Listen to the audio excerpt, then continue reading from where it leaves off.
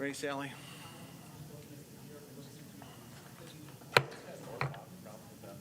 We just dropped that. I don't know if I dropped it or.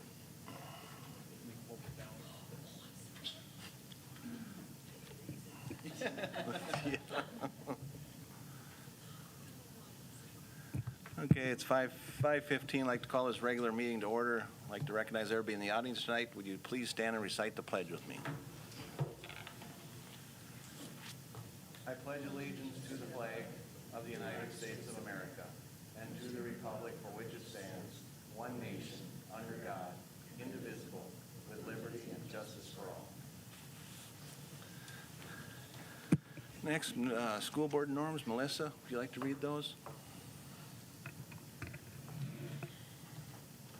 The board developed norms are to share and respect varied opinions and speak with a united voice once a decision has been reached, to prudently prioritize resources in a student-centric manner that aligns with the district's strategic plan, to exhibit a mindset of continuous improvement through adequate preparation for meetings and a commitment to board education, to commit to assessing board effectiveness to ensure high-quality governance for the staff, students, and the community of Jamestown.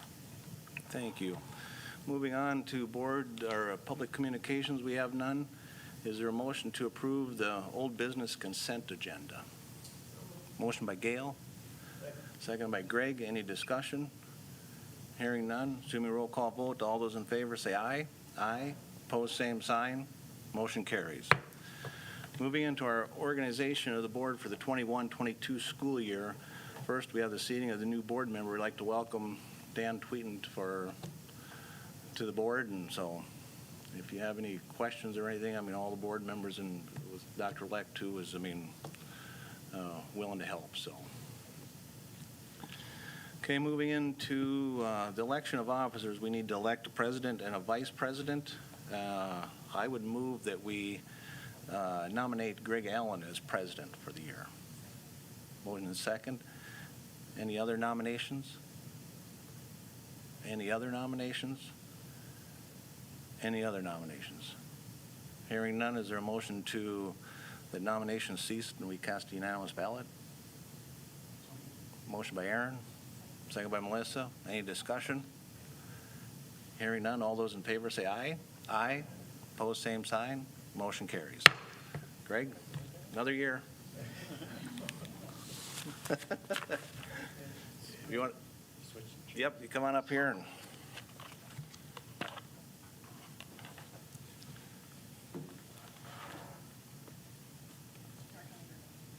No, I can take my drink with me.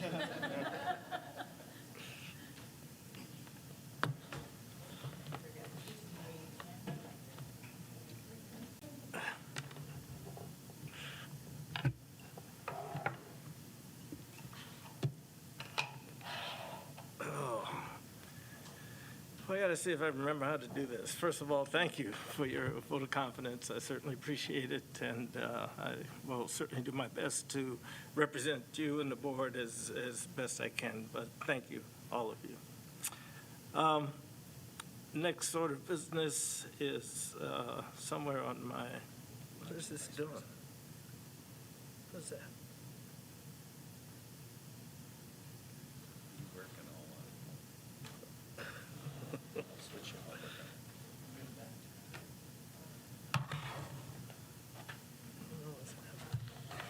Okay, the next order is to elect a vice president. Are there any nominations? Mr. President, I'd like to nominate Heidi Larson as vice president. So noted. We need a second. No. Is there any other nominations? I'll get it. Are there any other nominations? Are there any other nominations? Is there a motion to cease nominations and cast a unanimous vote? For? Yes. Is there a second? All in favor, say aye. Aye. Opposed, same sign. Motion carries.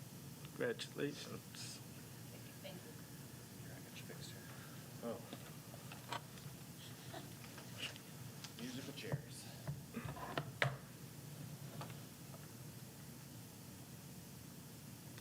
Okay, the next order of business is the school board compensation for 2021. You should have received. Oh, excuse me. Listen, y'all, just give me a minute. I got this, I think. To schedule the set time and place and date of regular meetings that was attached for the year. Occasionally, there's other things that come up, but basically, we do follow that schedule. I would need a motion to accept that schedule. I'll make a motion to accept the schedule as printed. Okay. Motion by Heidi, second. I don't know. By Gail. Do you want to go by last names or first names? Okay, Gail. Any discussion? Hearing none, all in favor of the motion say aye. Aye. Opposed, same sign. Motion carries.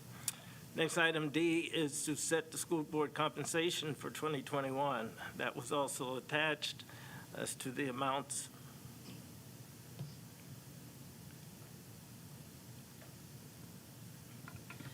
Just a point of clarification, that is our current, okay. Yeah. If I may. Yes. Just a comment, you set that compensation by board policy. That hasn't been changed for a number of years, and we just add on the policy BDD at the $4,000 per year for board members and the board president compensation at $4,600 per year. That has been policy since 2017. Is there a motion? Okay, motion by Aaron, is there a second? Second by Melissa. Any discussion? No.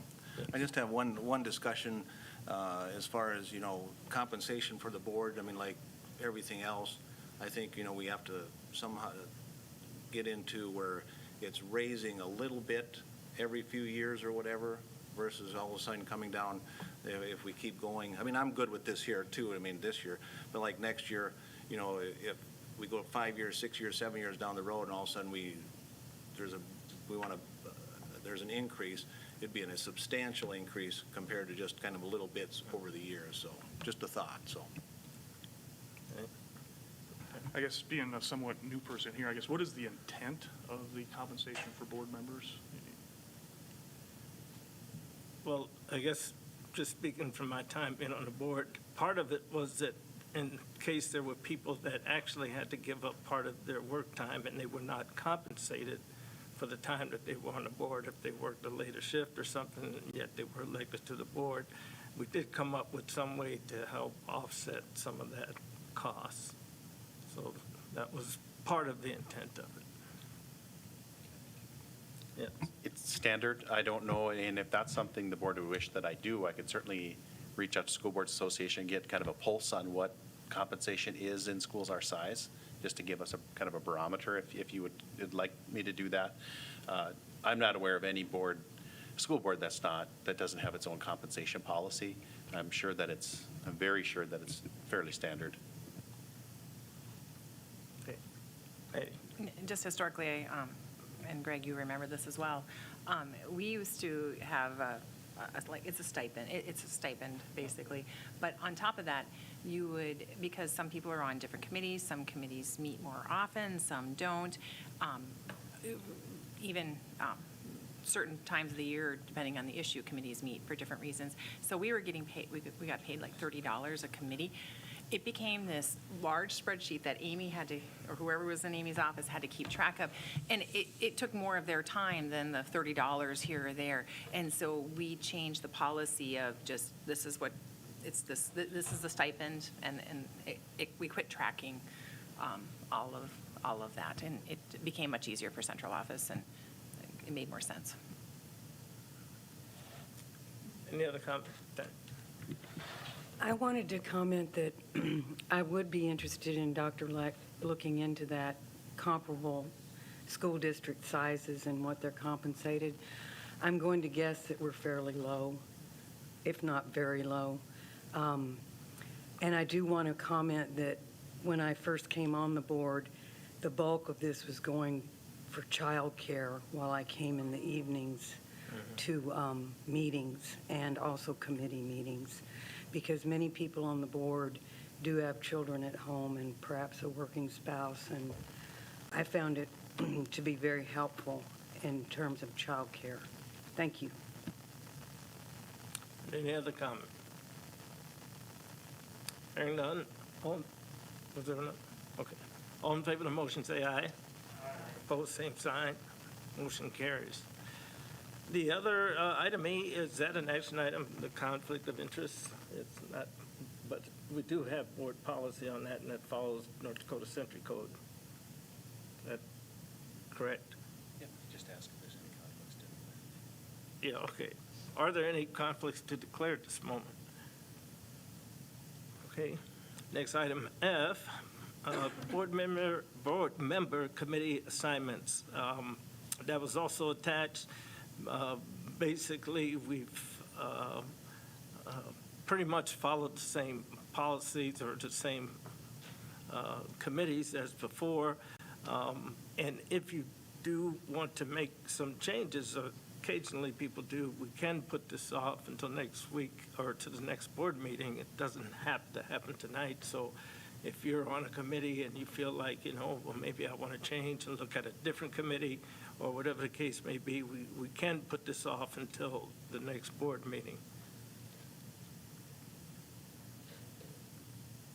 Yes, Alyssa. I guess when I was looking at this, and I'm seeing that Dan has taken over Mr. Toso's, the Finance Committee, the Health Insurance Committee, and the Negotiations Committee. Those are three really big, heavy committees for a brand-new board member to be taking on. Not that I don't think he could handle it, but I'm just wondering if maybe we could give him at least one easier, so to speak, assignment on that. I realized Mr. Toso had been on the board for a while as well as being the superintendent, so he was very, very familiar with all of that stuff, and I just was wondering, I don't mean to speak for Dan at all, but I just kind of went, whoa, that's some pretty hefty committees.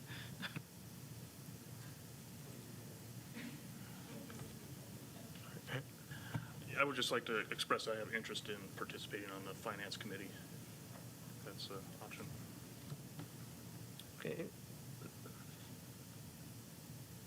So this recommendation we have tonight, we could make the changes here at this point, yes. I think ultimately it's board president appointment, and so you might not be able to make everybody happy in the end, but I think if you take a little bit of the feedback, or people can also just email you any changes that they want made, and then maybe just bring it back for the next meeting.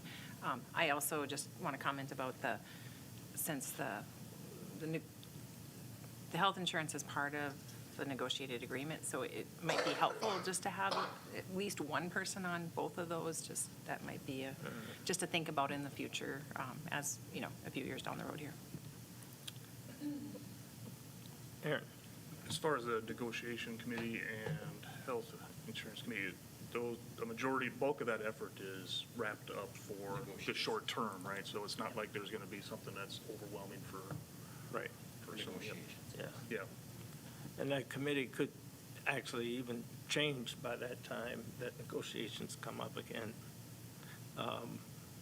But why don't we, or if the majority of this is good, or if not, like I said, we can wait till next week if you want to send me your information, or we could make at least the one change and put Aaron on the Finance Committee. I certainly wouldn't have no issue with that. I think that would be beneficial. So why don't I give you a chance to look at those, and I can make a motion to put Aaron on the Finance Committee, leave the rest of the appointments as is. If someone really wants to change, I'm sure we could make a change at some point. And sometimes we've had to change because maybe the meeting time doesn't work with someone's work schedule, and so the board president, I believe, can make those changes as needed. So I make a motion to do that. okay, motion seconded to make the change of putting Aaron on the Finance Committee, and certainly if there's others that would want to change, let me know, because we can make some of those changes. Is there any other discussion? Hearing none, all in favor of the motion, say aye. Opposed, same sign, motion carries.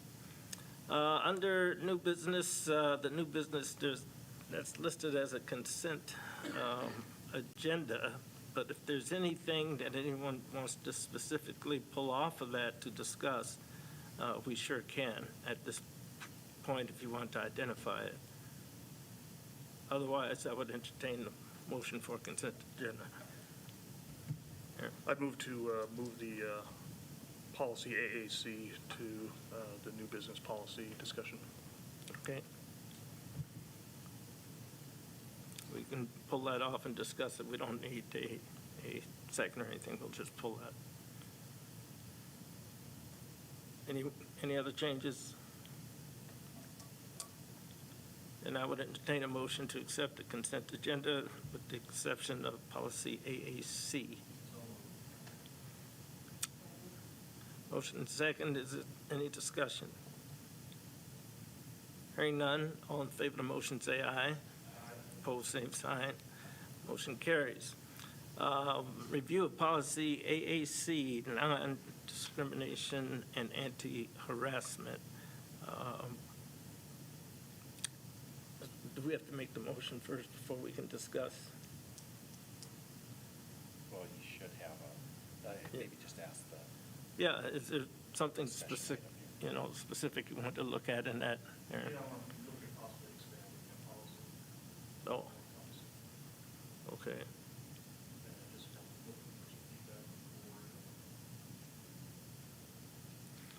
So should we probably arrange that to be part of an agenda to have a discussion regarding that policy?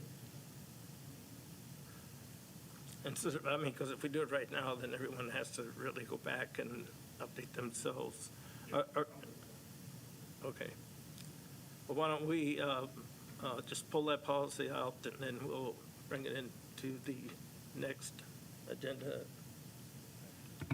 And just a comment too, the review of this policy, just like suspension and expulsion carrying weapons, so policy FFK, FFD, and policy AAC are part of an annual review that's set by policy and federal law.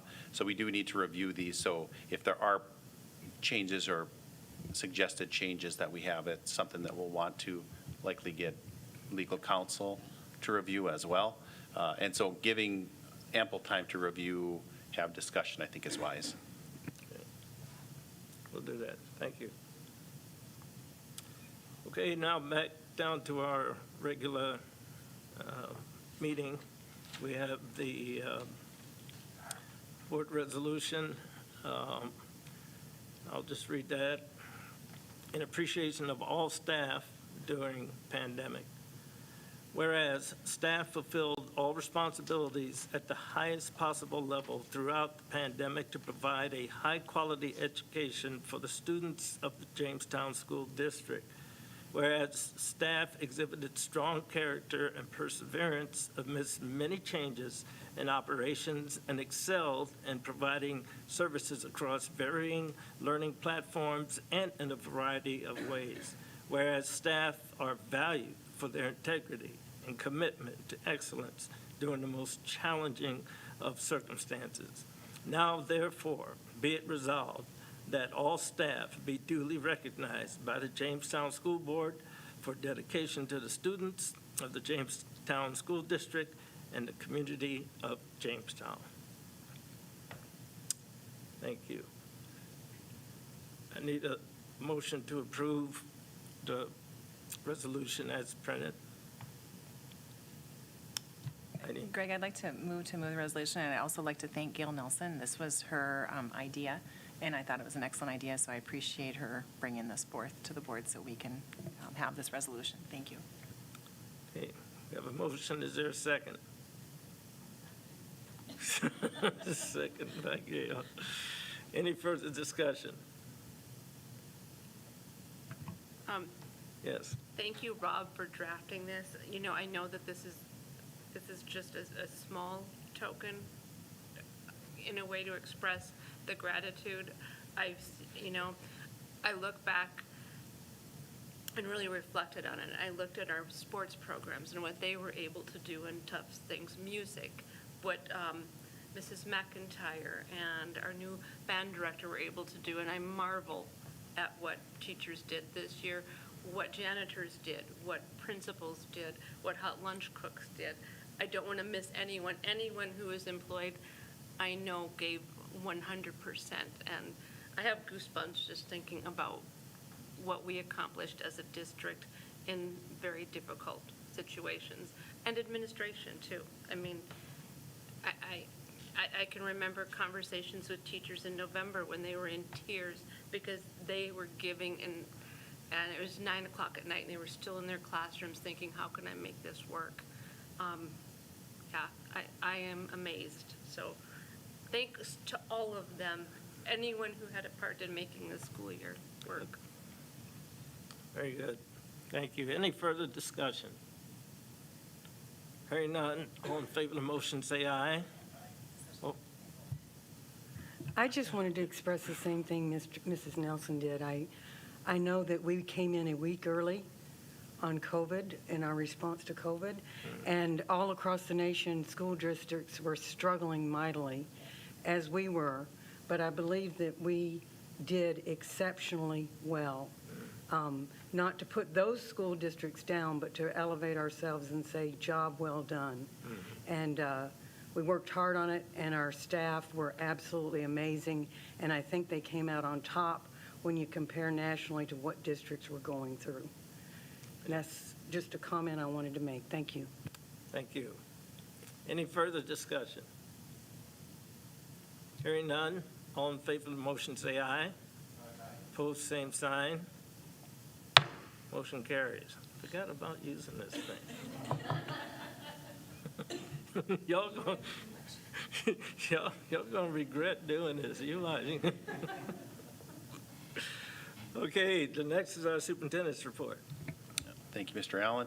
You do have my written report. Just to touch on a few items. Before I forget, I have a sticky note, and I know if I don't address it right away, I won't have it. I'll forget it. But I've just been requested to let you know that we're going to take a group board picture next meeting, and so dress appropriately for our next meeting. And we'll want to make sure that we do, because we'll have our full group with us, okay? So Just add one point to that. Now, should we business casual or shirt and tie? it's up to you. Just so that we all kind of coordinate. I was thinking what t-shirts. Yeah. You think a jacket and a tie? I think whatever anybody wants to wear. Okay, whatever you want. Okay, no T-shirts. Go ahead. Okay. I'm sorry. All right. So just to touch on a few items from my written report, we've talked in the past, and it seems like it's been a point of that we've addressed in the last couple of years, is our escalating English learner population. In the last year, we transitioned a paraprofessional position into a teaching position, knowing that we were starting to get cases in the 40s and 50s, and just to provide some in terms of numbers, and just to provide some context, when I came here to Jamestown 8 years ago, I believe that our EL caseload was around 19. Actually, I think it was 17. And currently, that's at 61. And I'll also reference the levels of need. If you think of our ELs, our EL students are categorized in level 1 to level 5, level 1 being the neediest, level 5 being those that need the least amount of support in the classroom. What we've also seen beyond the escalating numbers is a higher number of higher level needs. We're to the point now that the next budget we will provide to you will have an additional para position, especially at the secondary level. We feel like that need is still there. I believe that the 61 is going to grow as well. So it's just something that we'll continue to keep an eye on, but I want to make you aware that there's an additional personnel need there and in English learners. Later on in the agenda, oh, go ahead, sorry. I would just like to add, I agree with you that on that secondary level, I think, having worked at that level, their need to also obtain credits in addition to the language need becomes even paramount and even a greater need for those students. And, having worked at all different levels at one point in my career, the need to start earning those credits, I can't explain enough how important that is to keep those kids' credit intact as they move through. So I would highly agree with that need.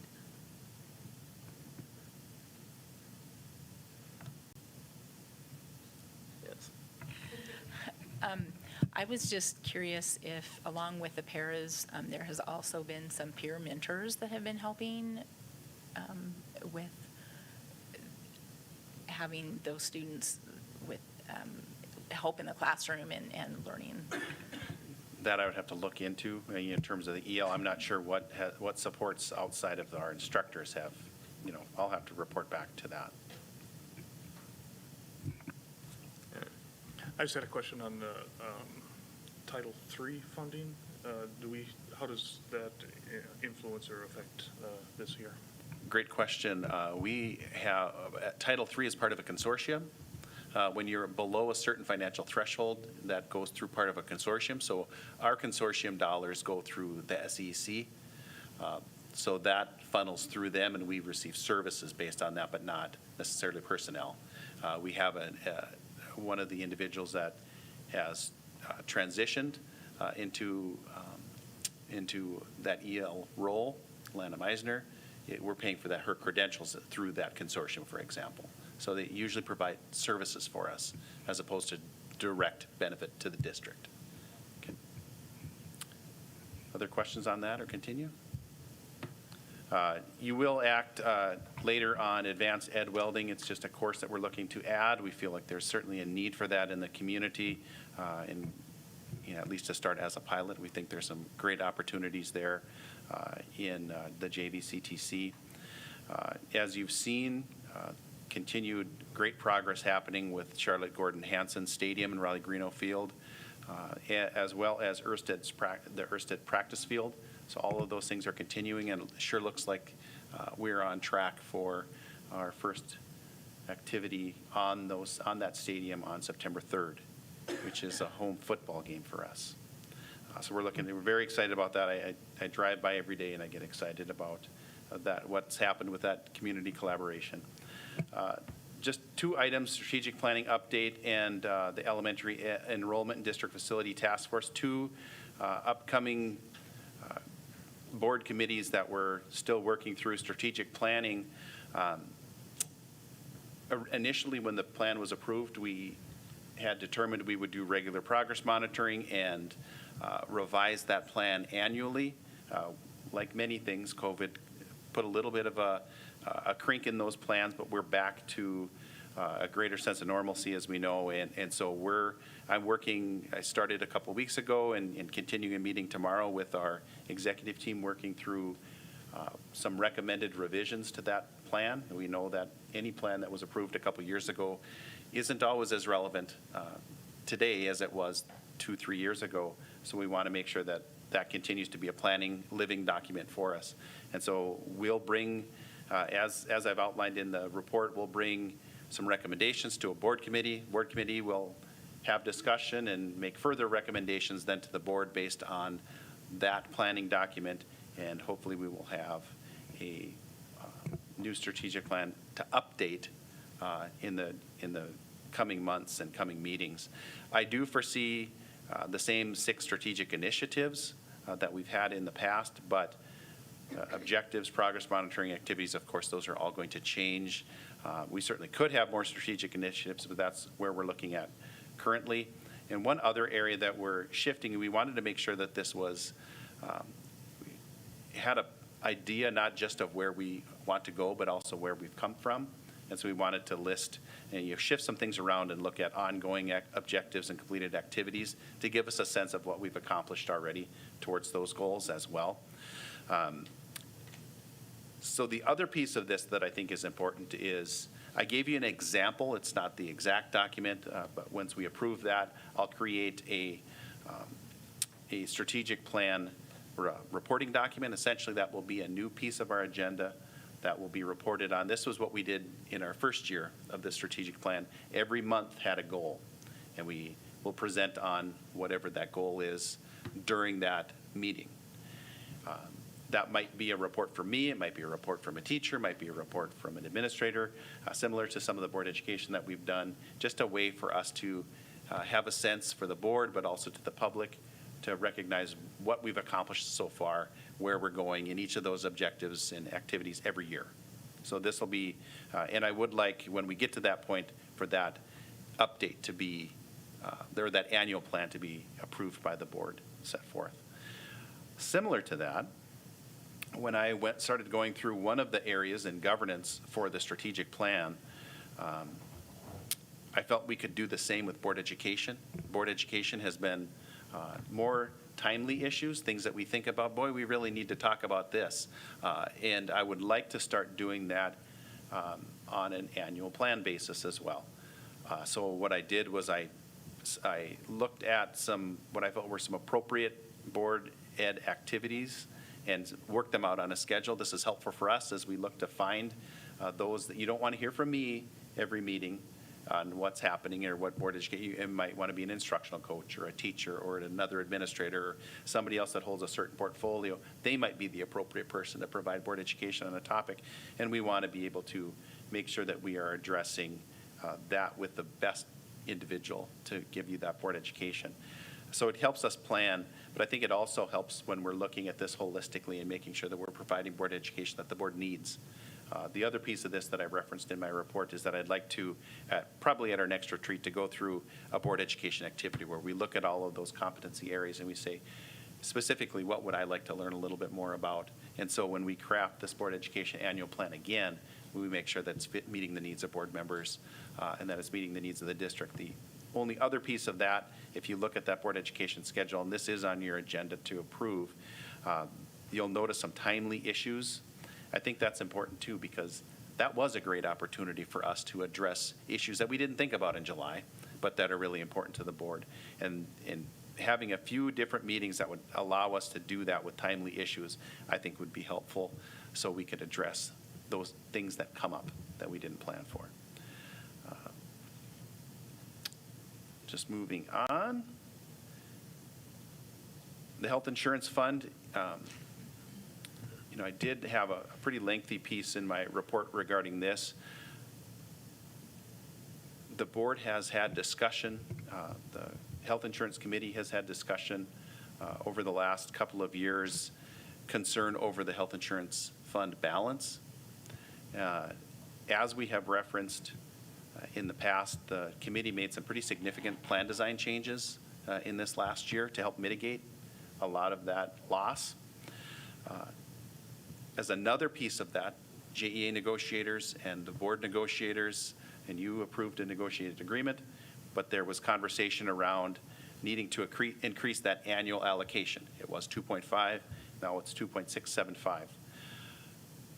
I believe that there's an opportunity here. We are flying close to the sun in terms of what is an appropriate ending fund balance for the health insurance fund. And because those plan design decisions were made, and they were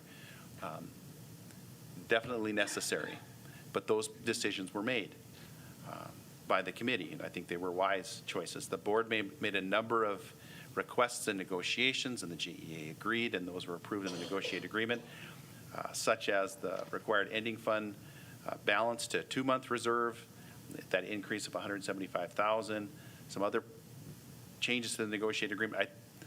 I think we're ready to look to see, is that the right amount to carry in the ending fund balance? I think ESSER provides us an opportunity. ESSER funding provides us an opportunity. We have talked in the past about essentially what we do is we supplant with our ESSER fund application, and so we could shift, in my mind, some dollars from our budget, our general fund budget, although they're associated with ESSER 2 funds or ESSER 3 funds, shift those to our health insurance balance. That'd be a great way, I think, for us to provide those dollars in a needed area, also recognizing the work that our staff has done, recognizing that this is not a perpetual payment, it is a singular payment that the board would make into the health insurance fund.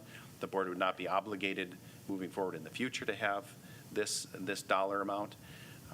If you looked at or if you saw at all any of the Hayes documents, Hayes is our health insurance consultant, there was a budget shortfall that they suggested in the next year. If you look at the increase of $175,000 to the annual amount, the difference to that was about $190,000. And now that's on the high end. That's on the high end of potential projected expenditures into the health insurance fund. I just rounded it up to $200,000.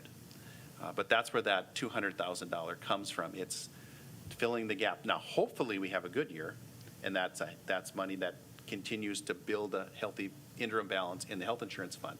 Because we know in health insurance, we have good years and we have bad years. In the good years, we're growing our ending fund balance, and that becomes healthy. I'll be honest, at an unhealthy amount. We're too close to our minimum balance. And I think there is an opportunity, and I believe that it's time that we consider that one-time transfer payment. This is not a new idea to the board. We've done this in food service in the past, although it hasn't been close to that dollar amount, but we have made those kinds of decisions, one-time payments in the past. I think it's a great opportunity, as I referenced in my report, to benefit the staff with ESSER funding. I think it's a wise use in the short term, but also in the long term in that balance.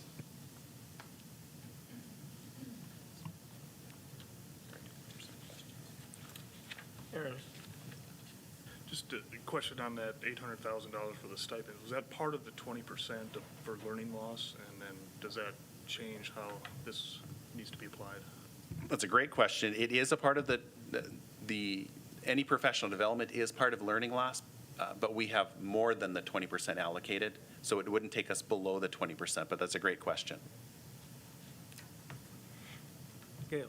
I would also just say I concur with your assessment, Dr. Leck, and I think it also benefits our paras and some of those people who wouldn't have the opportunity to get those excess dollars, and especially when it's hard to fill some of those positions. If we aren't raising the cost of the health insurance, that would definitely be a benefit to those employees too. So thank you.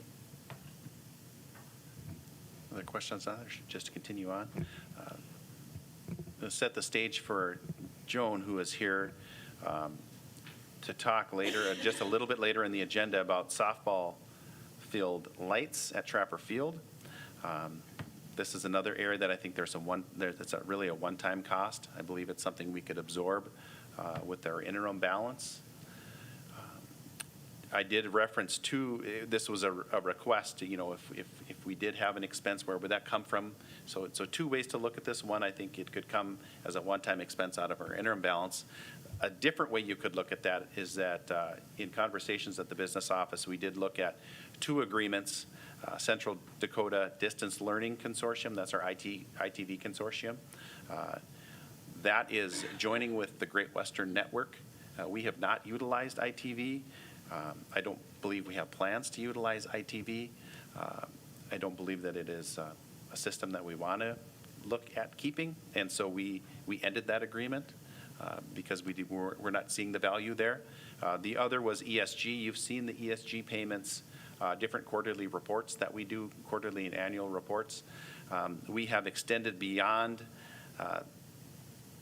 we have reached our guaranteed maximum in that program, and so paying ESG, this ESG agreement would no longer, in my mind, be necessary, and so we asked to be relieved of that agreement as well. So if you want to look at it as a kind of a quid pro quo, there's a direct exchange of that, near a little bit over $20,000 as well, although I think both are valid arguments. The last item I had was returning learning and continuous services, and we can talk about that when we get to that point on the agenda. So with that, I would stand for questions. Any other questions? Okay, Diane. Backing up to the board education, on December 6th, am I the only one that doesn't remember what second step is? I recognized everything else. Social emotional learning. It's the elementary program for social emotional learning.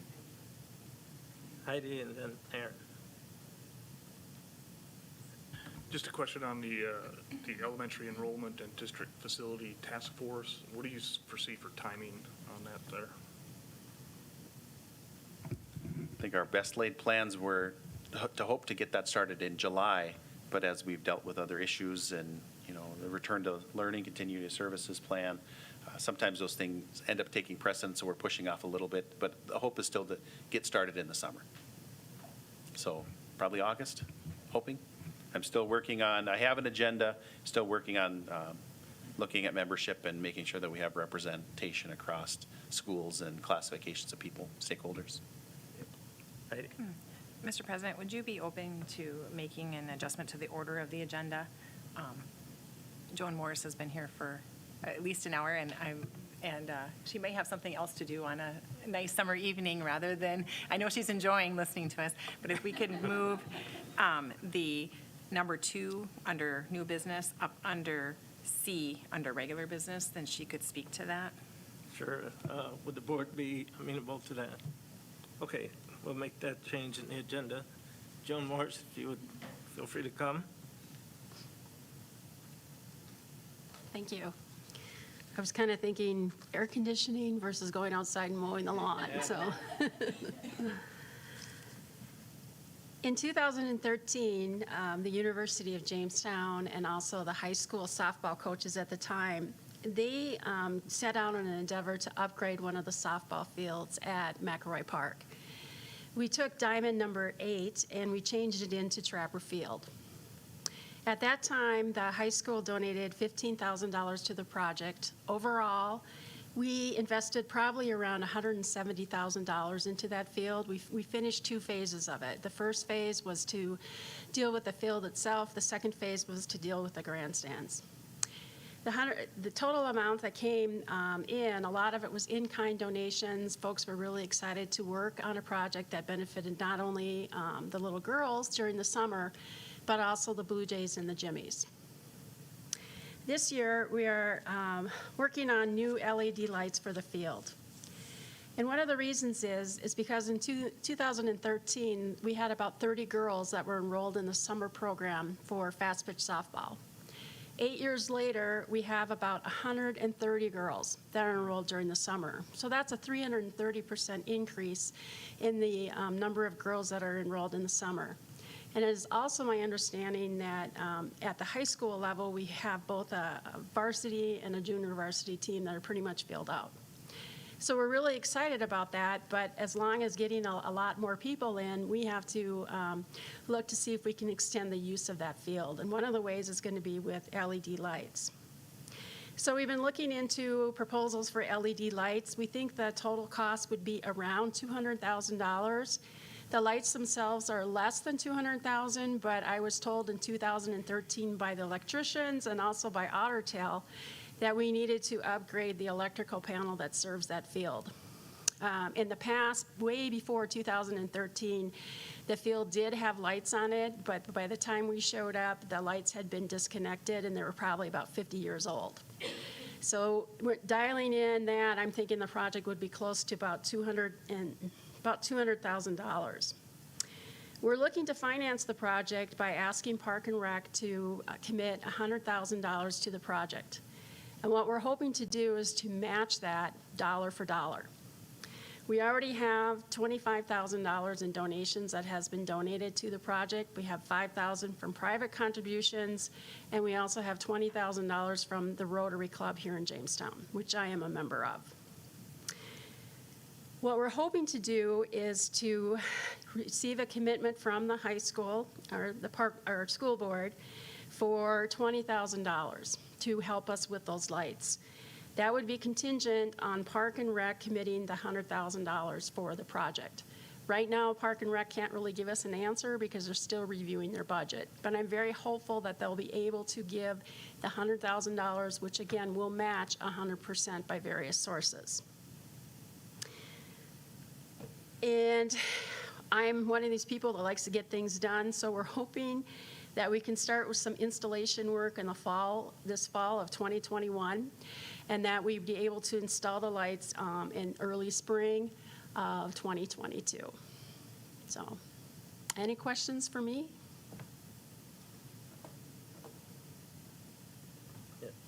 I just want to make sure, Joan, that I understand. First, thank you.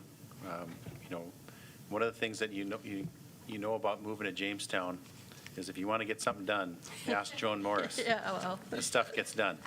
But I just want to make sure that when the board acts, they understand what they're acting upon. And that would be a commitment or a request. That was a recommendation from central office, and that's what your request is. For $20,000 committed to lights at Trapper Field, contingent upon the further commitment from the Jamestown Parks and Recreation Board. Just want to make clear that that's what's being suggested. Aaron? Can you just describe the benefits to the school district with these lights are installed? Well, first of all, we're really excited about that field because it's a very collaborative effort. The field is used not only by the high school, but it's used by the University of Jamestown. So again, to me, it's very similar to the football field in that you're collaborating and putting investment in one field rather than different fields.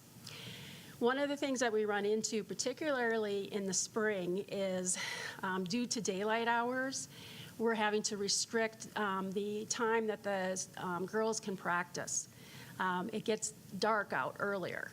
And so we do run into some instances, for example, where sometimes the second game of the doubleheader has to be cut short. We also ran into some instances where the start of the games are earlier in the school day. For example, I think the high school started, I want to say about 2:30 or so, the games. And now with lights, I think we can push that to probably after school. So when you have an in-town game, you don't have your students leaving class. They can go to the field after class. I think that right there is the best benefit ever. We're running into a situation with Trapper Field is that the demand is far exceeding the hours that are available. And so one thing that we're looking at in order to increase the capacity at that field is we're looking at getting the lights so it can be used a little bit longer. Another benefit that we looked at is we have in the past hosted some state, high school, fast pitch softball tournaments. One area that we know is going to come down the pike is a lot of locations, they're going to require that there are lights so that if there is a rain delay or anything like that, then the games can pick up after it gets a little bit dark. And right now, we're not able to do that, and so then that impacts the scheduling for the next day. Roger? I'd make a motion that we approve the $20,000 allowance contingent upon the Park and Rec obtaining the $100,000. Okay, we have a motion and a second. Gail, comment? Yes, Joan, this question is going to come out of left field, pardon the pun. But I have lived in a state where new lights being put in were subjected to rules and regs concerning the light pollution and the protection of the night sky. I have no idea where Jamestown stands on this, but did you have to go through any rigmarole or regulations concerning that, or is it a concern for this city? That's a very good question, because one of the things that we visited with the light personnel as far as trying to get just an initial quote was I came down the Northwest Hill the other day and I could see Jack Brown Stadium lit up. And my question is I know there are some residential homes that are very close to Trapper Field. And what they've told me with the lights that we're looking at, it's very directional as far as how everything is lit up. And that the spillage is much, much, much less than older lights. And so that, to me, is one of the benefits of moving into the LED lights. And a follow-up, I said rigmarole, but I want to make it clear that I am absolutely a proponent of protecting the night sky. So Right. I'm glad to hear that even in a small town, in a rural state, that we have concerns and that we're paying attention to that. So thank you. The also what I thought was a really cool thing is that the lights can be controlled via your cell phone. So I actually live across the river from the football field, the old football field. And so I, have my living room lit up at night. And so I'm pretty excited about the fact that right after the game, when everybody clears out, you take out your cell phone and you hit off and turn off. Yeah. Good. Any further discussion? I had one question as far as the maintenance costs going forward and the cost of paying for the electricity for the lights. How is that being? The meter is with Jamestown Park and Rec, and so they would be absorbing the bill. Now, they're LED lights, and so the efficiency of it is going to be much, much less, or much, much greater. The light bill should be a lot less than Jack Brown Stadium. Right. And I have one final question. And if they choose not to do this matching, will you scrub the project, or will you try to come up with a different approach? I think what we would try to do is come up with a different approach, but I think it would take longer than having folks start out this fall as far as getting the field ready. Right. It's a big stretch to raise what we need to raise via public funds, but if we, in addition to that, have to raise $100,000, it's going to take us a little bit. Okay. So, Thank you. but you know, I don't give up, so. No. Any further discussion? Hearing none, can we have a roll call vote, please? Melissa Gleason. Diane Hansen. Roger Hout. Yes. Heidi Larson. Yes. Gail Nelson. Dan Tweeten, sorry. Aaron Roberts. Yes. And Greg Allen. Yes. Motion passes 8-0. Thank you so much. Thank you very Appreciate much. it. Okay, now we'll go back to the agenda. We'll pick up at Board Education. We have the educational competency and training requirements, professional development for board members. Dr. Leck. Thank you. You do have my board memo. This is actually, we've done this a couple times. We've done our board education on board education every time we've had new board members, and I think it's important just to review, and so our public is aware of the vast amount of work that goes into being a board member and the procedures and processes that we use to make sure that you have all the information you need as board members to effectively do your job. So just wanted to touch base a little bit. That is part of our strategic plan in the last iteration, and it will be in the next iteration as well. It fits into Strategic Initiative 2, Professional Learning and Development, and Goal 3 for Governance Development. And I'll just, again, touch base on just a few of those different topic areas. We do have mentoring for all of our new board members. Our new board members are assigned mentors that are veteran board members, and we ask them to sit next to that person. They go through all of the new board member orientation together.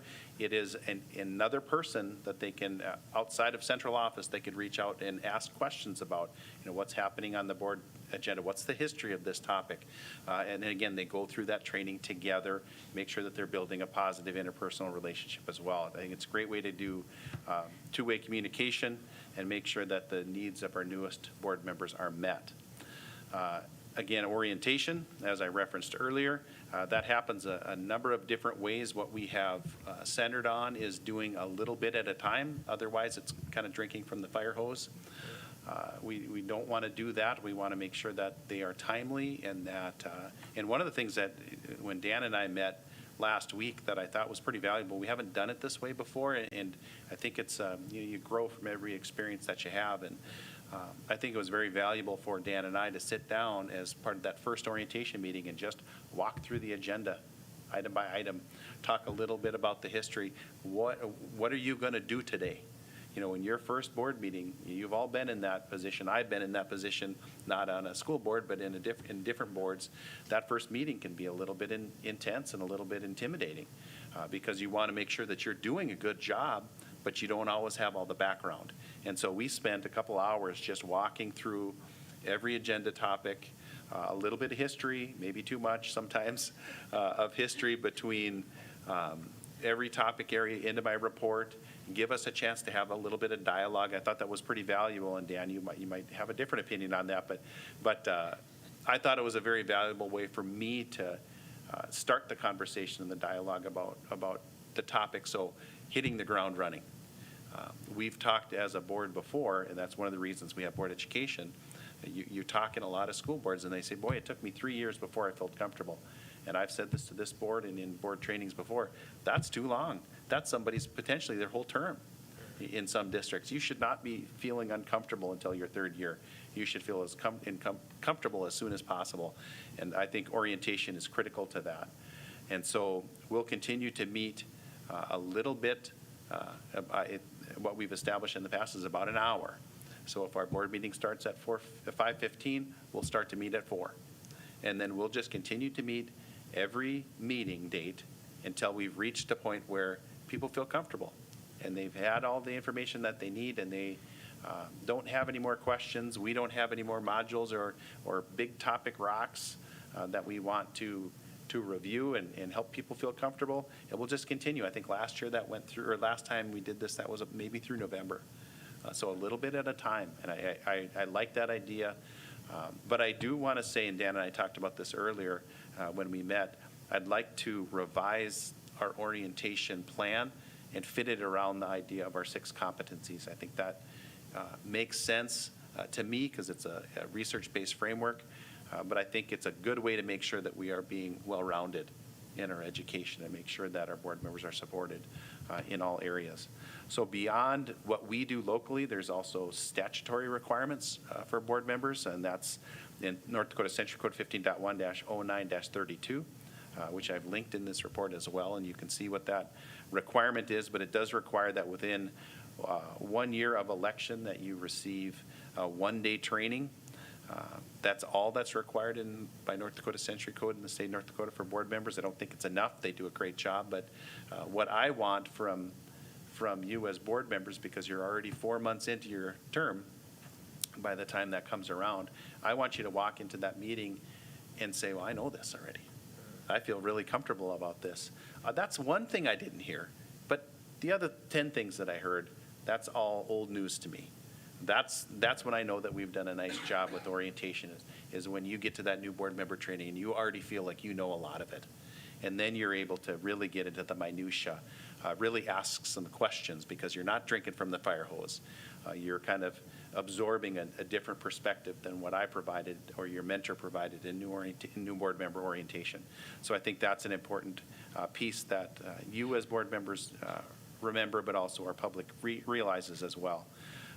Part of the new member training happens at the same time that annual orientation, or I should say annual North Dakota School Boards Association convention occurs. So that's 1 day. Other board members generally go, if they go to convention, go to the law seminar, which occurs at that time, the school law seminar. And new board members go to their orientation and their training. The other members that attend go to school law or have an option to go to school law.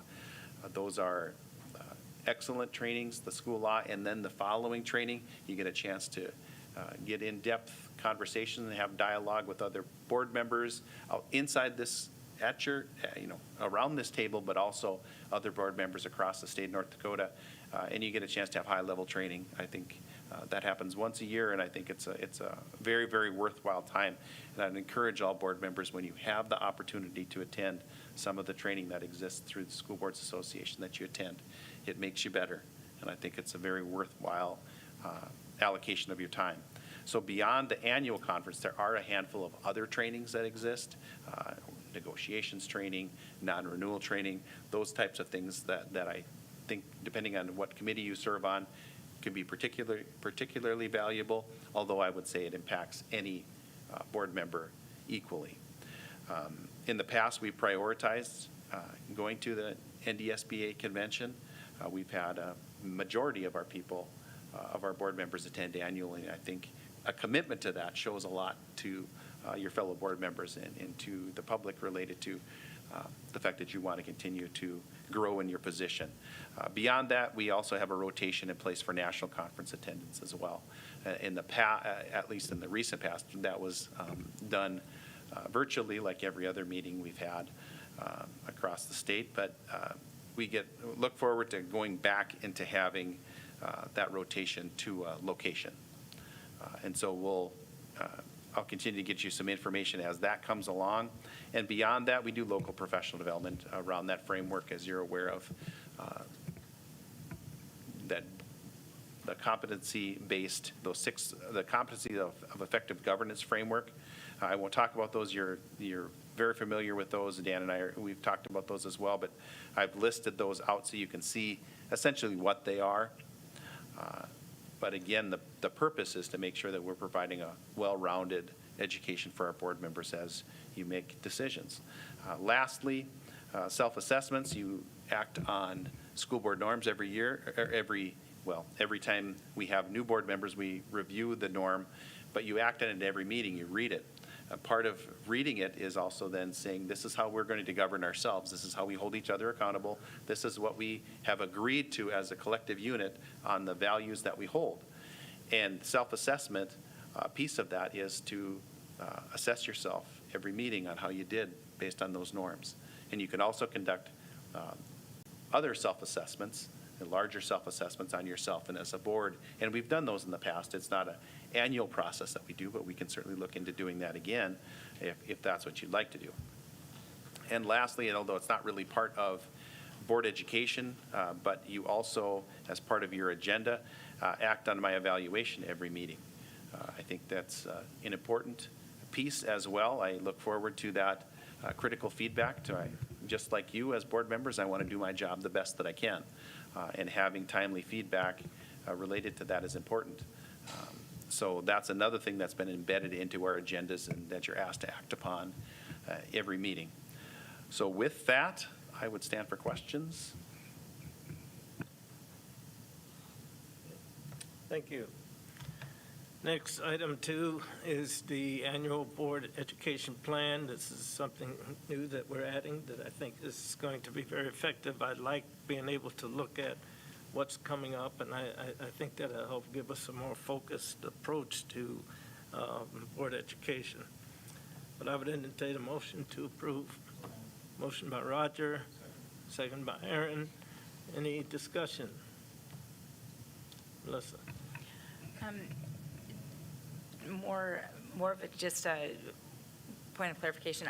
I noticed that there are 4 of the timely issues that are given at a certain date, but if there is something that comes up, I'm assuming that can be moved around. Correct. That's my intention, is to have the timely issues just as a block of time, and we can just shift some things around. It just gives us a general idea of when that might be kind of targeted. Gail? And just because of how my brain works, if there's reading material that we could get ahead of time, sometimes I do better that way, just so I have a little time to digest it and think. So thank you, and I think it looks great. Any further discussion? Hearing none, all in favor of the motion say aye. Aye. Opposed, same sign. Motion carries. Next item, under new business, number 1, activities, we don't have anything. We covered the buildings and grounds, so we'll go down to item 3, curriculum assessment and instruction, and approval of the course of advanced ag welding and fabrication. Motion by Roger, second by Gail. Any discussion? One little tiny point I would add when I read through that, and the companies that involve Cavendish Farms is huge on welders. Just a little tidbit of information I'd leave with you. I have a little background there. Any further discussion? Hearing none, all in favor of the motion say aye. Aye. Opposed, same sign. Motion carries. Bank deposits, I think that's information on the checking and savings accounts. You need to set that annually. Oh, okay, so that is action. Yep. I did in the written. Any comment on that? Well, we do have a change. I referenced in my report. We are shifting that, those accounts in the past, as you've seen, the pledged securities are through Wells Fargo and U.S. Bank. And we're looking to shift those U.S. Bank into Unison Bank. So although you are approving some of that stuff for all three, like the check card, the card, signature cards, things like that. Our transition would be to Wells Fargo and Unison Bank. So you can see what's listed there: general fund, special reserve, building fund, debt service, school activity, and health insurance fund under Wells Fargo, school food service, and JVCTC under Unison would be how that would break down moving forward, just based on fees. Heidi?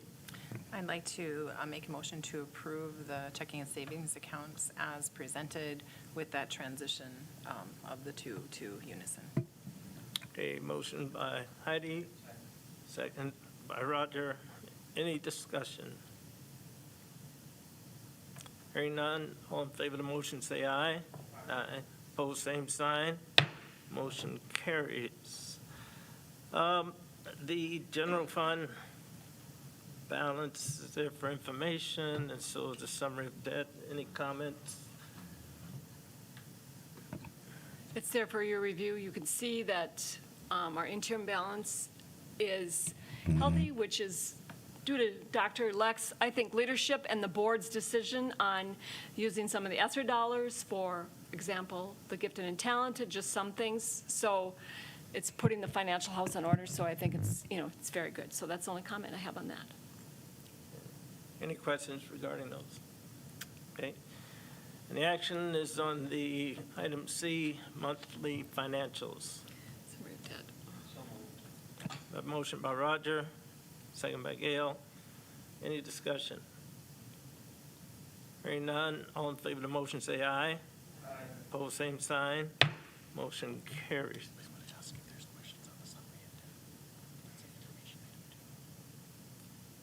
Well, the summary of the debt, that I thought I kind of tied those together, but I didn't. So the summary of debt, there's information about that, and if you have not seen that before, if you have any questions regarding that, feel free to, we can just discuss it now. It lists it's updated a year ago, last September, if the board remembers, you refinanced, did the certificate of indebtedness. So it's listing that debt on the spreadsheet. Obviously, I won't read it line by line, but it lists that update. And the other debt of the school district is, the green space and updates that were done at Ernie Gaines Field. So those are the two debts listed there, and you can see the payments listed by year. The green space fund is funds transferred to the debt service out of the building fund, and budgeted in general fund is the amount for the payment for the certificate of indebtedness. Any questions? Okay, we'll move on.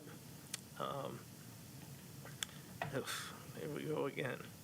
What's happening is my screen is just doing a dance on its own. Okay, item D, approval of the 2021-22 draft budget. There is an executive summary and a general fund detail. Did you want to comment, Sally? There is, I did an executive summary. I won't read that. I think if you guys have any questions on that, I'd be happy to answer it. It kind of highlights the main things. I'll just spend a little time going over each budget. If you have any questions, feel free to ask. The general fund obviously is, the bulk of our budget, but listed for local revenue, that's our tax base. I don't know what the county is doing yet. I've estimated a 3% increase on taxes. And then we have from coal conversion, we have a little bit of county money budgeted. Our state dollars, you can see, are less than last year budgeted per pupil. And our federal dollars obviously are less. Now the federal dollars, just like last year, this is going to be the same type of year. Our federal dollars are not finalized. There's work to be done on all the federal programs. So the biggest bulk of the draft of this budget is those federal programs. The revenue and estimated expenditures are there, but those need to be finalized. Also in this budget, there is not the ESSER 2 funding. So just FYI. The expenditures, obviously 75% of the expenditures are the salary and the benefits of the district. And then you have the 300 for professional service, which a lot of, the bulk of that 300 is our agreement with the James River Special Education, using their staff, their psychologists, their directors, working with all the special ed. And so that is the bulk of that. And also any other professional services for professional development. The 400 is our, bulk of that is our repairs.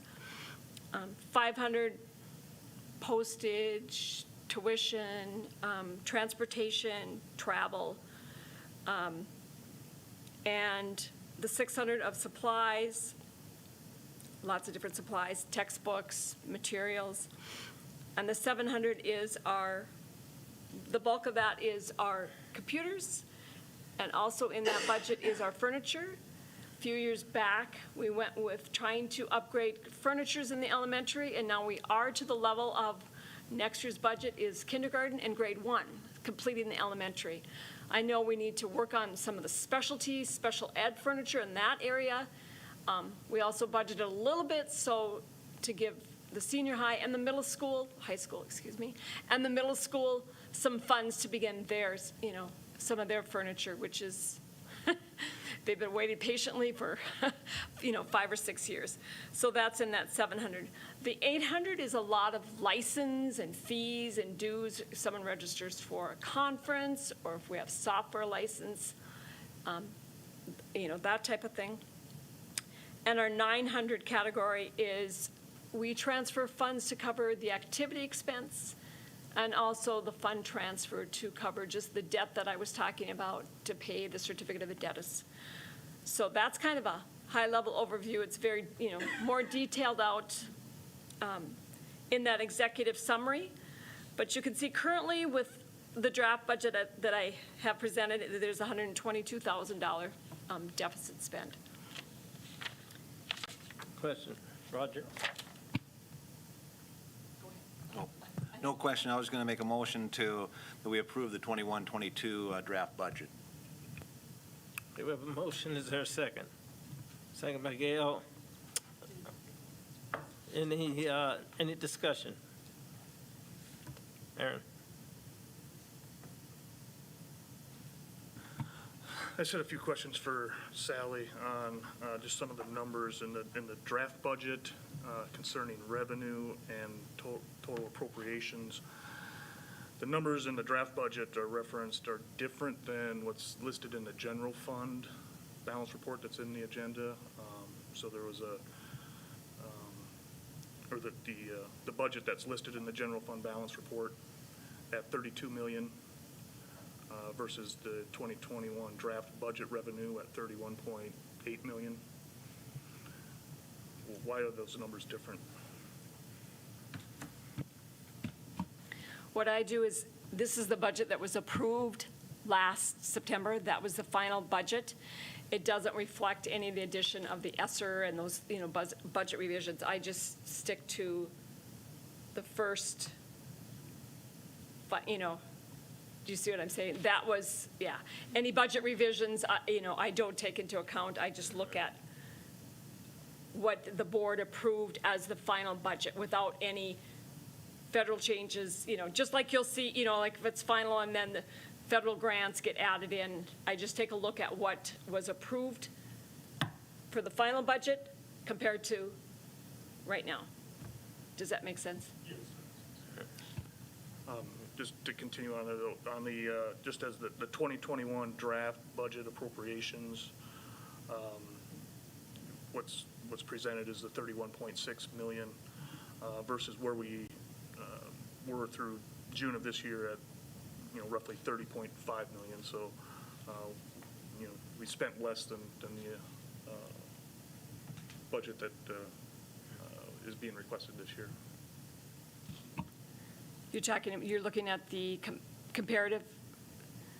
Yeah, and as you can see, because of the board's decision of taking talented and gifted and using those funds, and so it freed up general dollars, so you can see that the money wasn't spent. So that's why we're at 92% instead of spending all.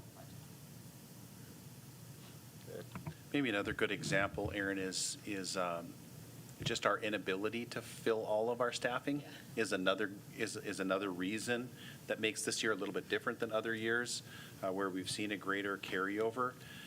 That's a great example. We built the budget around the people that we need, and we would have loved if we could have gone through last year and have all those positions filled. Unfortunately, we're multiple paraprofessionals short in buildings at a time, or custodians. I think there's been a handful of times in my career here in Jamestown that we've actually had a fully staffed custodial team across all of our buildings at one time. In the pandemic, that was exacerbated. We were never close to fully staffed. And so that's a big piece of that as well, is just our inability to fulfill all of our staffing positions. We have to budget for them because that's what we need, but we weren't able to fulfill them, or we lost people and we couldn't find replacements, things like that. Custodians, paras, and your budget at the beginning of the year, and maybe someone long-term in the middle, but, yeah, positions weren't filled, so it makes a big difference. Any other discussion? And then I guess just concerning the deficit spend proposal of 122,000, just looking at, if you take out the salaries and benefits portion of it, just a quick calculation, it's about, if we were to get to a balanced budget, that would be about a 1.6% challenge on the remainder of the budget. Is that something that we can get to, so we can get to a balanced budget instead of deficit spend? Well, I think one of the things that, this is not inclusive of some ESSER. That's correct. This is no ESSER revenue. The ESSER 2 revenue is not in here. Does that get us to a balanced budget? Yeah. You're likely to see a increase to the ending fund balance again in the next year, because how we're targeting using ESSER to, that will provide that for us, that little bit of cushion. So yes, I would say that we have on paper a deficit. I think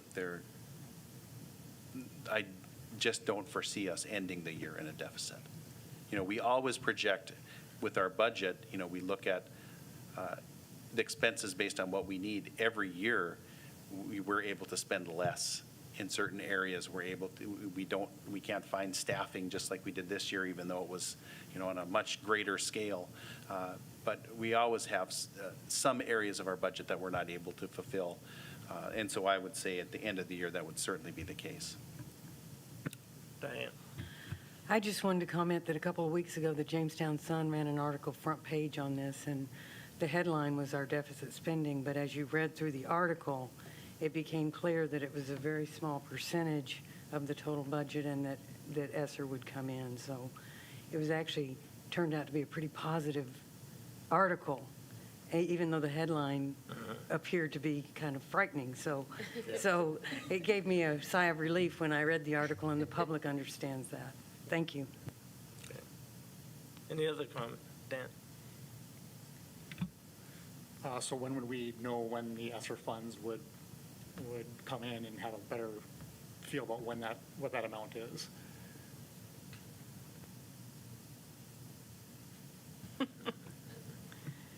Hopefully when Dr. Leck and I meet, by September, we would have it in the final budget, so you would see, the impact. I think with the ESSER funding, there's things in here in the general fund that will be used for ESSER, so you are going to see it. It's not going to be a deficit, so. Heidi? I think over the years of being on the board, when I first came on the board, the situation was much worse at times, and we have, I think, done a nice job of trying to provide what we need to provide for our employees and our students, and there's so many things in this budget that we don't always get to control. It's not up to us. If federal money comes in, we're making adjustments all the time because we have about an idea, but it's a little flexible.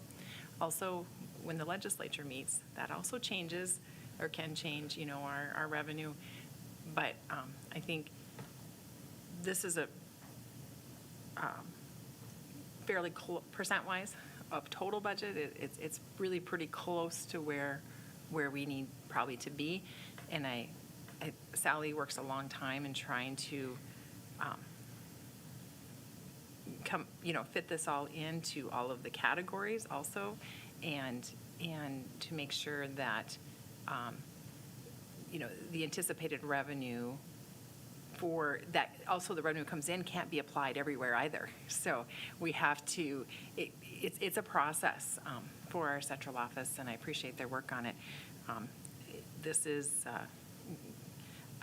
I was expecting this to look a lot worse, actually, so I'm pleased to see where we're at.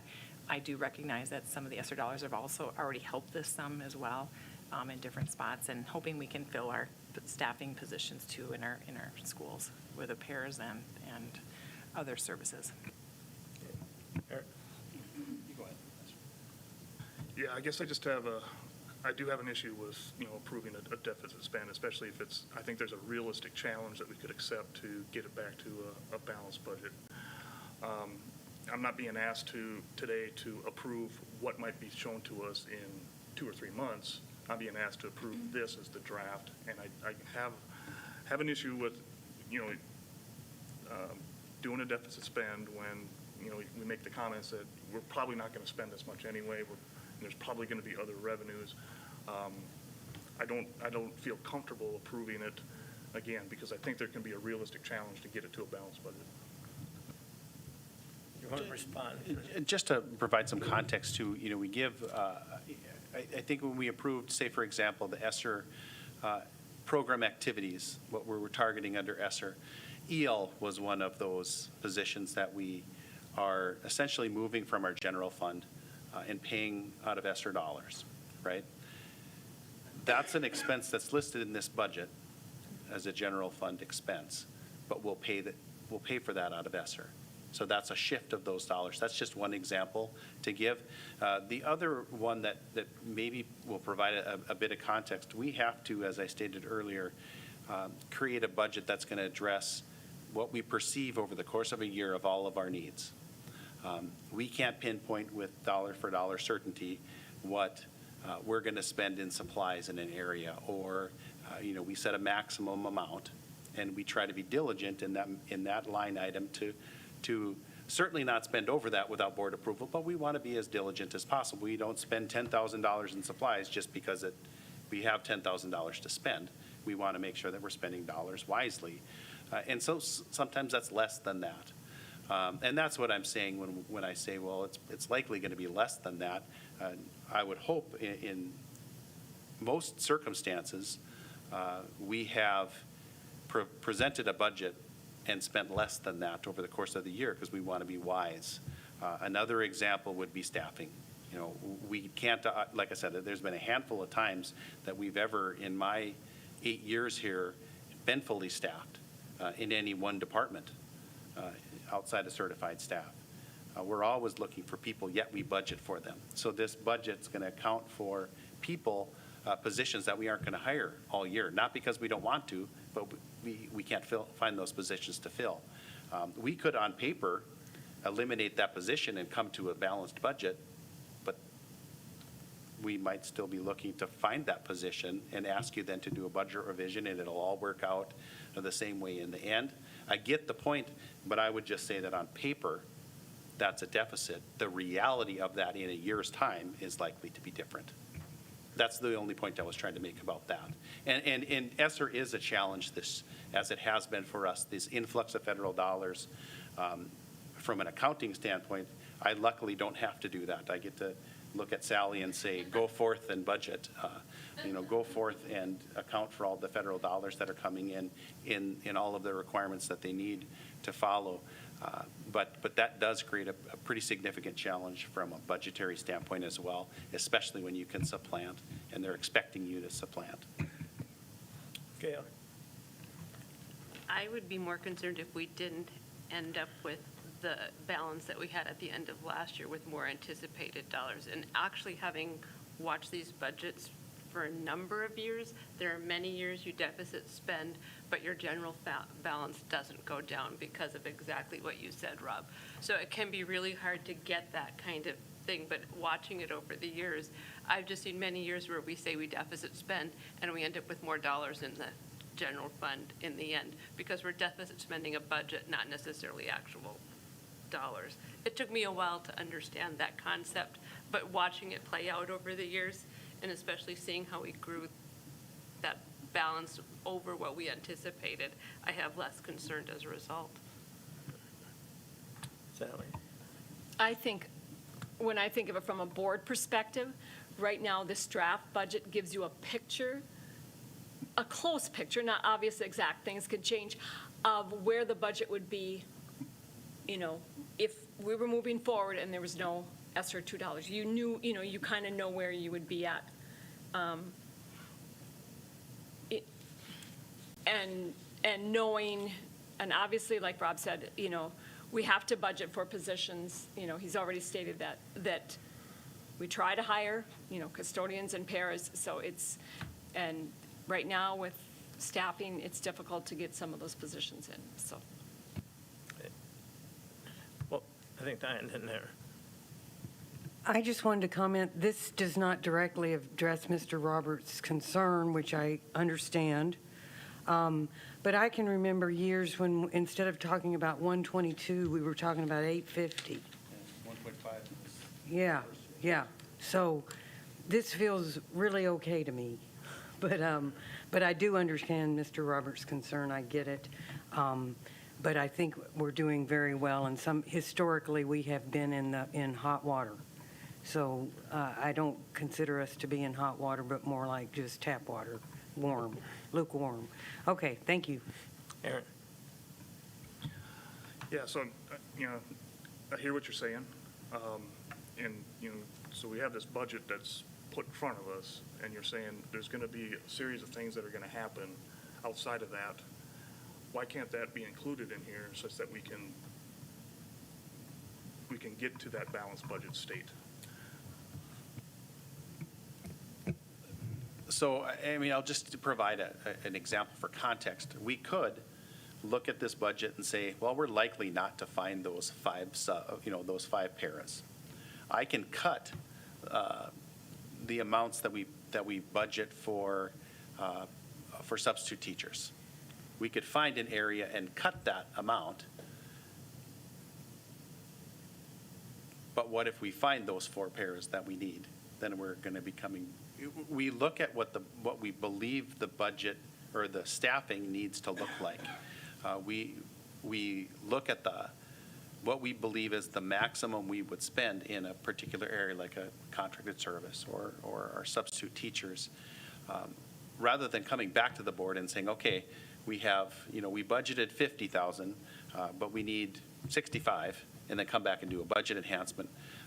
We look at, this is the maximum amount of what we feel like we're going to need, and we build a budget around there. I guess I feel like it's awfully close to balanced. And when I look at the scope of what we actually budget for and the scope of what we do, I could find a way and put a 0 on that, but I don't know if at the end of the day it really changes all that much. It looks prettier. It certainly, saying 0 looks and sounds a little bit better, but in functionality, I don't know if it really makes a significant difference. Thank you, Dan, then Aaron. I just wanted to comment, it feels like we're not arguing, but debating a financial philosophical point here. And I guess in the past when I've tried to jump these hurdles, one thing I always think about is what would my constituents want me to do? And so you vote your conscience, but I understand looking at a deficit budget is not pretty and looking at a balanced one is, but I also understand the explanation of it. So I know what I would vote based on that. But it is a philosophical question, and it is a hard one. So I should correct, because Dan had his hand up. Then Aaron. Okay, approximately how much of these funds will be committed before we know what the federal funding is and the income side of it? Is there still latitude for adjustments when we get the final judgment on the expense side? Yeah, that's what I was going to say. I don't understand that. When we commit to this budget, or we commit to the expense side of this, how much of that expense is being committed with dollars, hard dollars, before we actually get the money in the fund? And the crux of the question is, do we have some latitude to make adjustments when we finally know what the extra dollars are and how those get allocated out before the final budgets for the year, so we can have some room to adjust budgets and spending when we know what the final numbers are?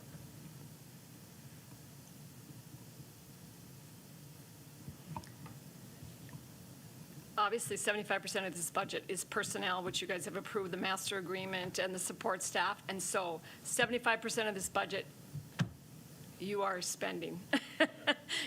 So, and the bulk of it is, things that are committed, the, contract with James River Special Education, supplies, dues and fees, software that keeps us, operating. So, yes, like Rob talked about, there is supplies that, okay, we allocate so much per student to the principals to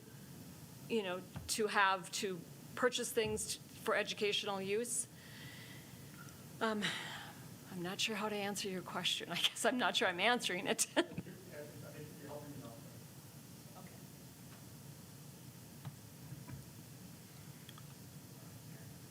And then Roger.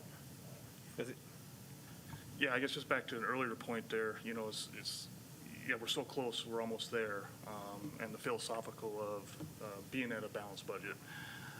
I think if we, one of the points I just look at in referencing the Jamestown article, I think the headline read a little bit better if we had that balanced budget, and the messaging we give to the community is the school board actually got to a balanced budget, and all we got to do is small tweaks here and there, not necessarily personnel related. There's other areas of the budget that can be affected.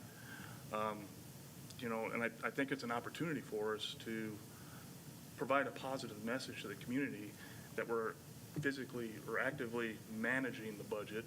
In the case that we need to go outside, maybe there's other avenues, other priorities that we can adjust within the budget.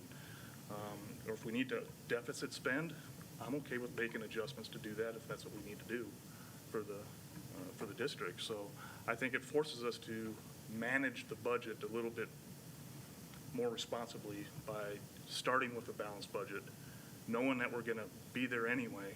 Let's get there on the front end. Roger.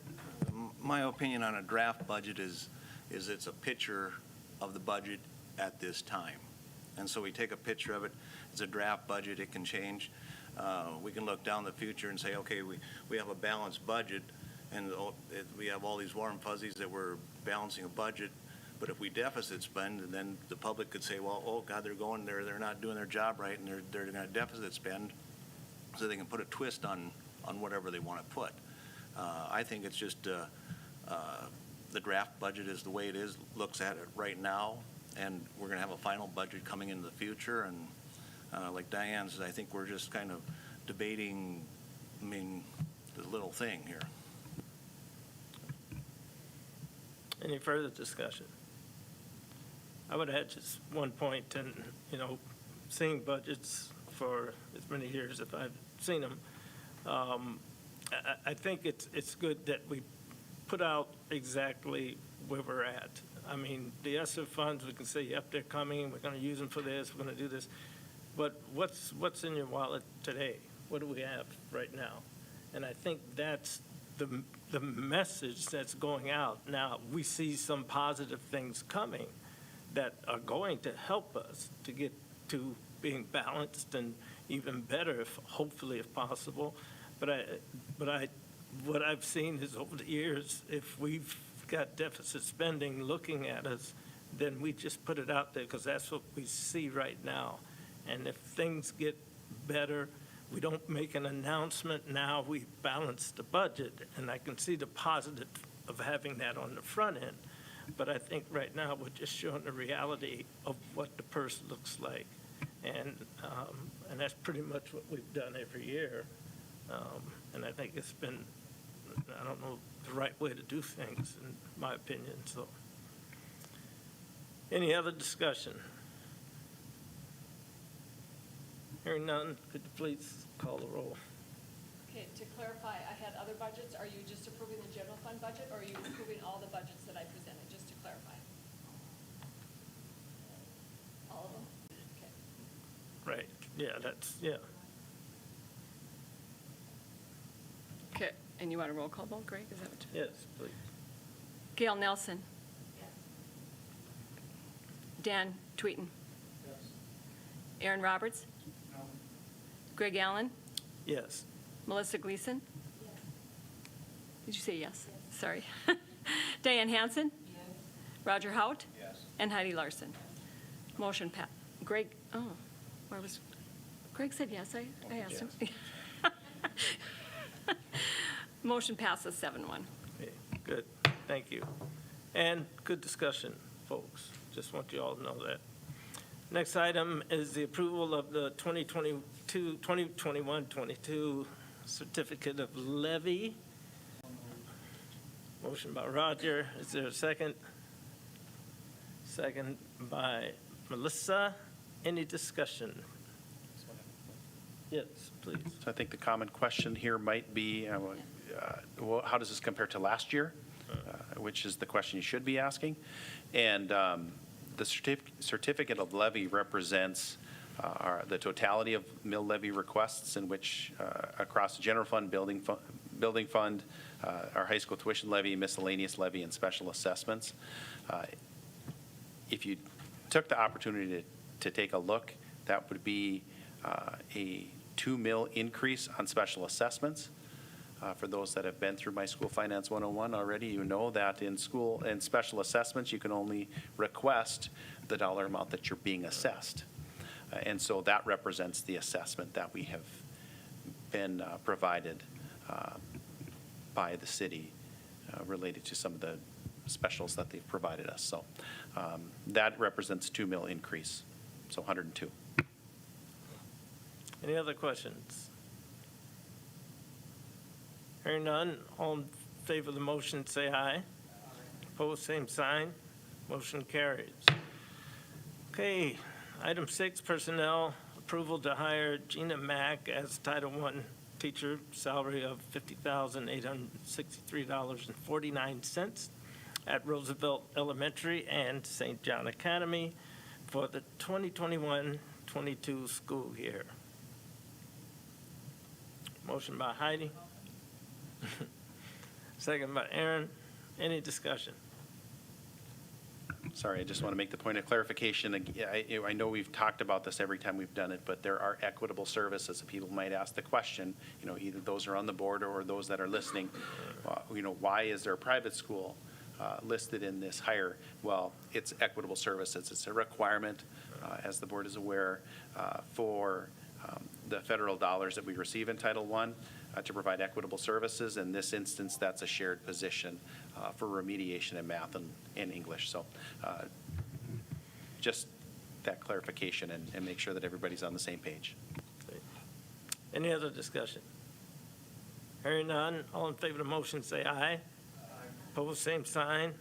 Motion carries. Policies and procedures, approval of return to learning and continuity service plan revision. Motion by Roger, second by Gail. Any discussion? There was a detailed listing of that, quite detailed. Aaron. I guess I just wanted to point out some background as far as what is driving this, and just so that the community as a whole understands where the requirements and regulations are coming in from. So just doing some research here. This all started with the federal bill HR 1319, the American Rescue Plan. So they put up funding, I think it was $122 billion, for this ESSER 3. And in that, they have a rule that they want to have, and I'll read it verbatim here. A local educational agency receiving funds under this section shall develop and make publicly available on the local education agency's website no later than 30 days after receiving that a plan for the safe return to in-person instruction and continuity of services. So that's basically at the federal level, we have to have a plan. Right. And so then that gets flowed down into the individual states, which in our case is the North Dakota Department of Public Instruction, and they interpret that then as to what do the plan contents need to be.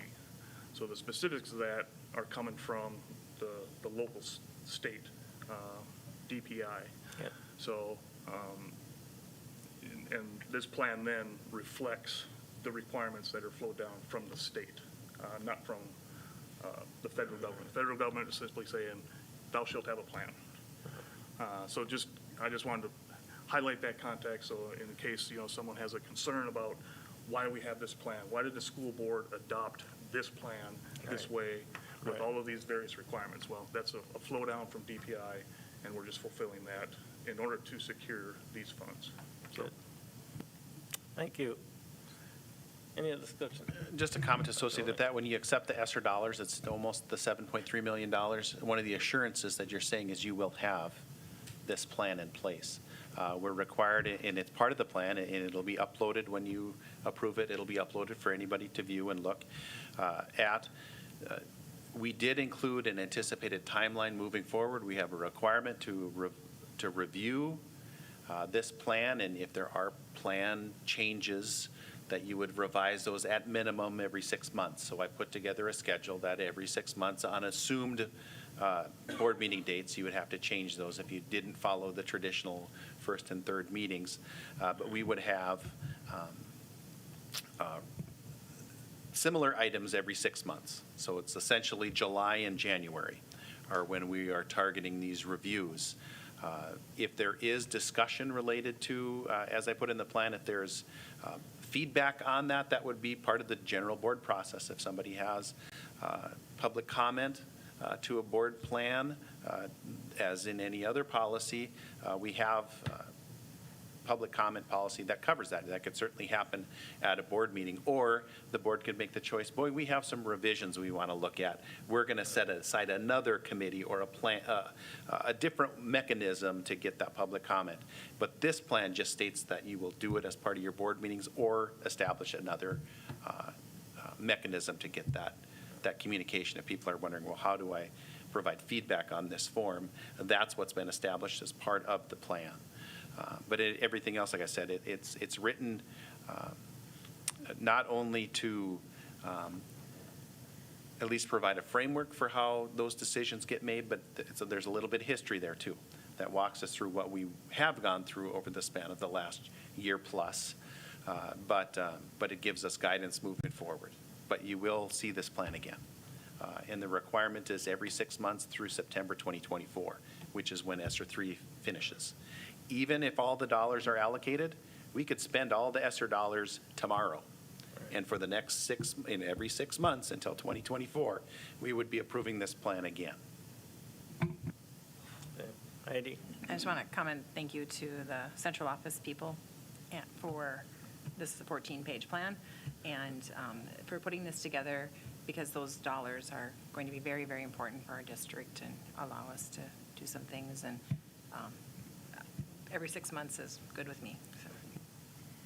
One question on approval of plan. In order to get dollars, do we have to send it in, or is this our active plan? It's posted on the website. That's a requirement. And then however the federal government monitors that, I believe that they cede that responsibility to the state, and then the state as a proxy, reviews that plan, or I should say, reviews that it is posted. I don't know what level of assurance they provide beyond that. They have not informed us of that, but that's the requirement that they have. Okay. Thank you. Any further discussion? Hearing none, all in favor of the motion say aye. Opposed, same sign. Motion carries. And the review of the amended, item B, review of the amended physical activity and recess regulations, ABCC-AR2. Is there a motion? Motion by Gail, second by Roger. Any discussion? Gail? I just like that it updated to having that recess before lunch. I've seen a lot of data that is very beneficial for a lot of parents.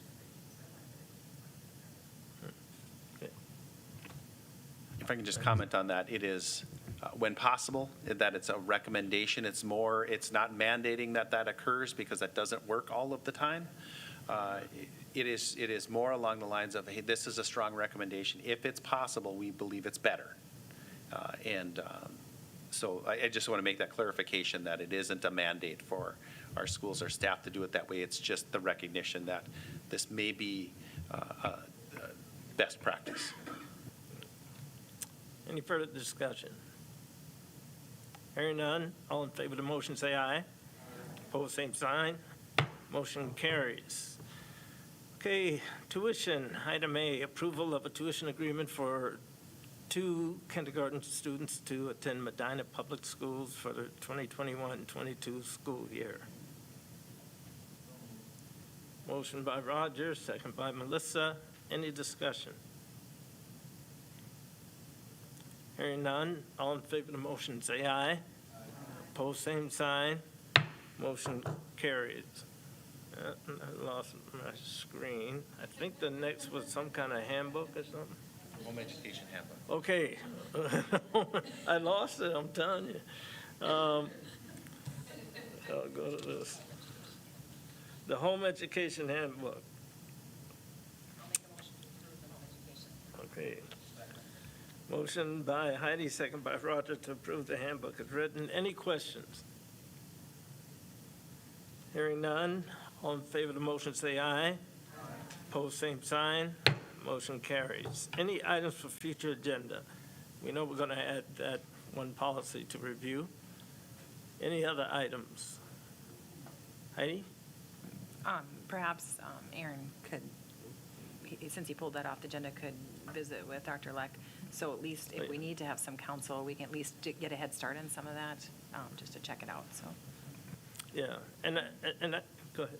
I was just going to say, with that, I want to look at review policy too, because it seems that we may want to establish an ad hoc committee to review that policy, but that's something we can review our own policy and I'll make a recommendation at our next meeting on how we might want to proceed on that.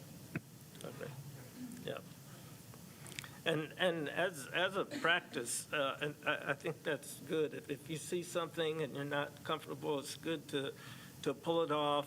Let's get the information to the superintendent. Let's look at it again as a board. And that's why I like the new approach with some new people, because some of us old people just, we don't see as much.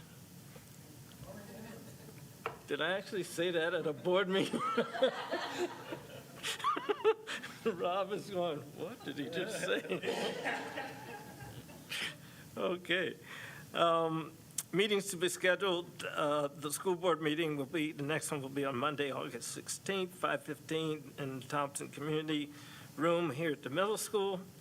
And the last item second to last, of course, is to do the superintendent evaluation. And finally, the adjournment to I have a meeting that's not on here. We have a health insurance committee meeting on August 9th. Okay. That's at least when my calendar has it. I'll make sure that we get information out to those that need to. Health insurance. That's actually a great committee, a lot of great dialogue on, Yeah. What time is that scheduled? Is there a time? I see it's scheduled on we'll have to provide some information out, Okay. but I had that at 12:15 on here. Okay, we'll get that. I had it at information out. 12:15, but. Heidi? Oh, yes, I just want to say, health insurance in the summer has met at 12:15 and at 3:30, so it could be either of those times, and we'll get it posted, so they'll know. Secondly, on the school calendar, because of that one change with the calendar, until it gets updated, make sure it says no meeting right now on Right. on August 16th, but when the new calendar that we approved today gets entered, it'll be there. I just want to make sure everybody doesn't see that and makes vacation plans for that day. And there's also a picture that day as well. Is that going to be before the meeting? Do you want us to come early, or is it after? Yeah. Yeah, let us know. Thank you. Let's plan to do that at 5 o'clock. So Okay. come by 5 for that picture. Okay, thank you. And, We talked to, yeah. we knew.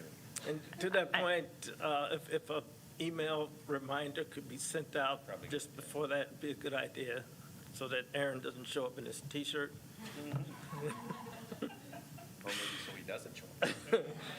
Okay, so with that, the adjournment, if you would click on that and fill out how the meeting went, we stand adjourned. Thank you very much.